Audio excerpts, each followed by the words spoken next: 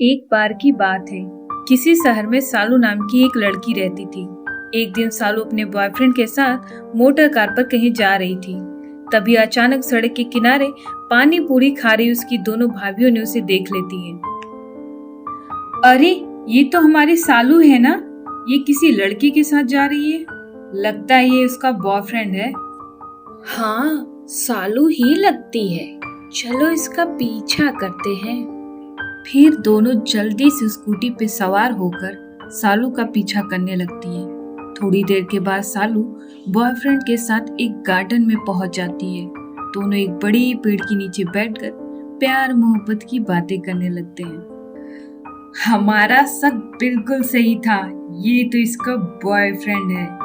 चल जल्दी से इसका वीडियो बना लेते हैं। दोनों सालू और उसका वीडियो बना लेती हैं। अब हम इस वीडियो के जरिए सालू को ब्लैकमेल करेंगे और इससे सारे काम करवाएंगे। फिर शाम को जब सालू घर आती है तो दोनों भाभियां उसके कमरे में जाकर उसे वीडियो दिखाती हैं। राहुल के साथ अपना वीडियो देखकर सालू के तो होश ही उड़ जाते हैं। क्यों सालू, तू तो रोज घर से ये कहकर निकलती थी कि तू कॉलेज जा रही है। यही है तेरा कॉलेज?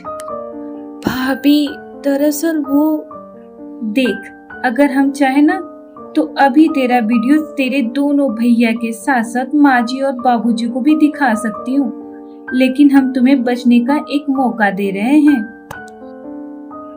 पर उसके लिए तुझे हमारी सारी बातें माननी पड़ेगी।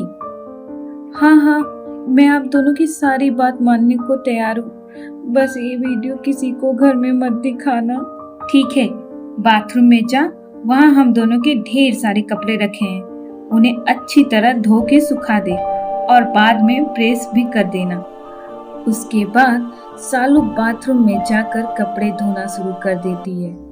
फिर अगले दिन से सालू की दोनों भाभियां उसे नौकरानी की तरह बर्ताव करते हुए घर के सारे काम करवाने लगती हैं। अरे नलायक, अभी तक तूने मेरे कमरे की सफाई नहीं की। जा जल्दी से मेरे कमरे में पोछा लगा। सुबह से काम करके मैं पूरी तरह थक गई हूँ। भाभी, थोड़ा सा तो आराम करने दो। आहा, तू थक गई तो क्या हम काम करें? हमें तो सिर्फ अपने काम से मतलब है। चल जल्दी जल्दी काम कर। उसके बाद सालू मन मारकर काम करना शुरू कर देती है। इसी तरह से कुछ दिन बीत जाते हैं और फिर एक दिन हमारी किस्मत बहुत अच्छी है जो हमने सालू को उसके बॉयफ्रेंड के साथ देख लिया। हाँ, अब तो हम दोनों सारा दिन महारानियों की तरह आराम करते हैं और हमारी सारी काम उस सालू को करने पड़ते हैं। अरे, असली काम तो उसे आज करना पड़ेगा। तुझे याद है ना, आज माँ जी ने घर में पूजा रखी है, ढेर सारी औरतें खाना खाने आने वाली हैं। माँ जी ने तो सुबह से ही कह दिया था सभी के लिए स्वादिष्ट खाना बना के तैयार कर देना। लेकिन उस बुढ़िया को क्या पता कि खाना हम नहीं बल्कि उसकी बेटी बनाने वाली है। हाँ, चलो सालू को बुलाकर उसे खाना बनाने के काम में लगा देते हैं। उसके बाद दोनों सालू को बुलाकर उसे ढेर सारे लोगों को खाना बनाने के लिए कहती है। मजबूर होकर सालू खाना बनाने में जुट जाती है। दूसरी तरफ उसकी दोनों भाभियां अपने कमरे में जाकर मजे से टीवी देखने लगती हैं। अरे सालू, तू अकेले खाना क्यों बना रही है?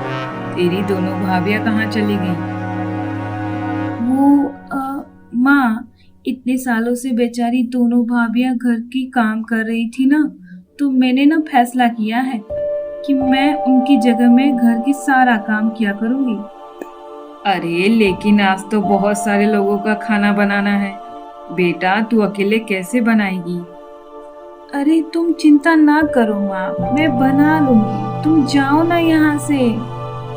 उसके बाद सालू की माँ वहाँ से चली जाती है।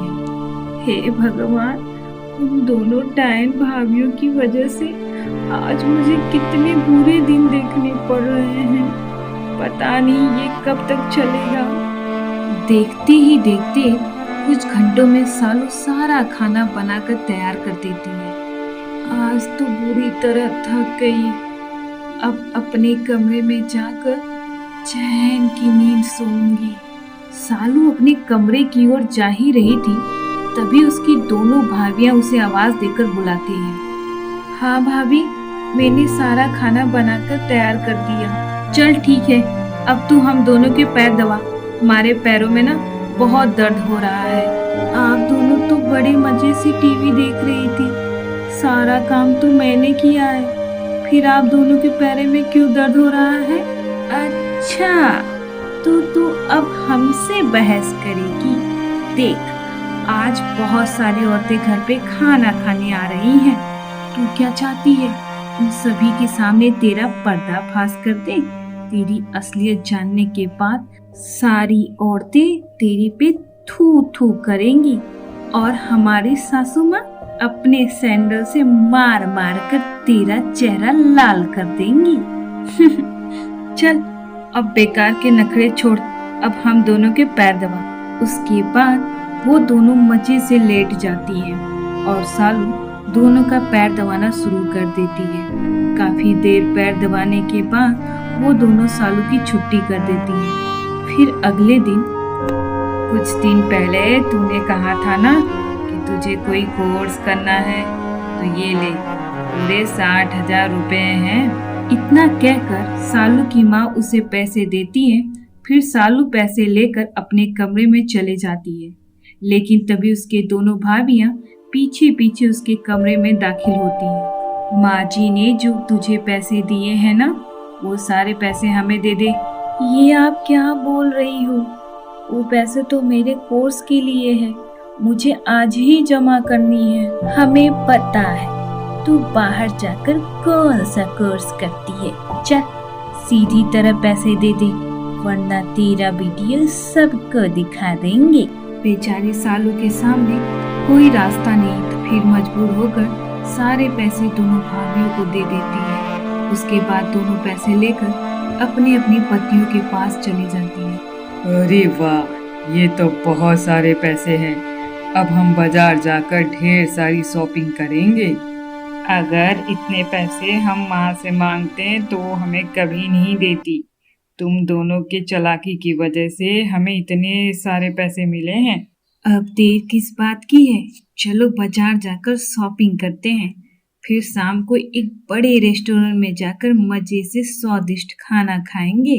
अच्छा, तो मेरे दोनों भाई मेरे दोनों भाभियों के साथ मिले हुए हैं। अब मुझे कुछ करना होगा, वरना इनकी वजह से तो मैं अपना कोर्स कभी नहीं कर पाऊंगी और मेरी पढ़ाई अधूरी रह जाएगी। मुझे इसी वक्त कोई कदम उठाना होगा। उसके बाद सालू हिम्मत करके अपनी माँ के पास चली जाती है और रोते हुए अपनी माँ को सारी बात बता देती है। अच्छा, तो ये बात है। पहले तू मुझे अपने बॉयफ्रेंड का नाम बता। माँ, उसका नाम राहुल है। वो तुम्हारी सहेली ममता आंटी का लड़का है। अरे पागल, तो इतनी डरने की क्या जरूरत है? राहुल को तो मैं खुद ही बहुत पसंद करती हूँ, और वैसे मैंने और ममता ने खुद ही कुछ साल पहले ही फैसला लिया था कि हम दोनों तुम दोनों की शादी करवाएंगे। ये सुनकर सालू खुशी से उछल पड़ती है और उसके मन से सारा डर निकल जाता है। उसके बाद सालू की मम्मी दोनों बहू और बेटों को बुलाकर खूब खरी खोटी सुनाती है। फिर वो सारे पैसे उनसे छीनकर सालू को दे देती है। उस दिन के बाद से किसी के सालू के दोबारा परेशान करने की हिम्मत तक नहीं होती।